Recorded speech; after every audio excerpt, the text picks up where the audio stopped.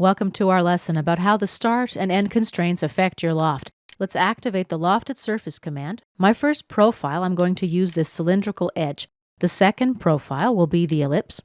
And the last profile will be this point. Here's a preview of our loft. Now let's go to the Start and End Constraints section. For the Start constraint, let's select Tangency to Face from the drop-down menu.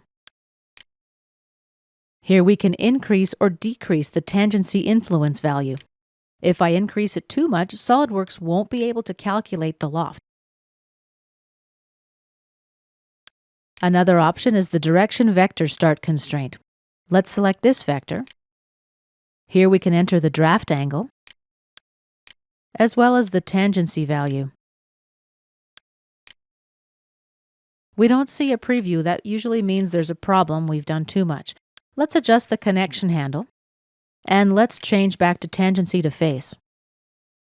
Once again, we need to adjust the direction handles.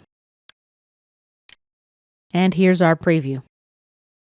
Now for the end constraint, let's use normal to profile. We can adjust the influence of the tangency and the draft angle as well. Let's click OK and take a look at our body. This concludes our lesson about using the start and end constraints in your loft.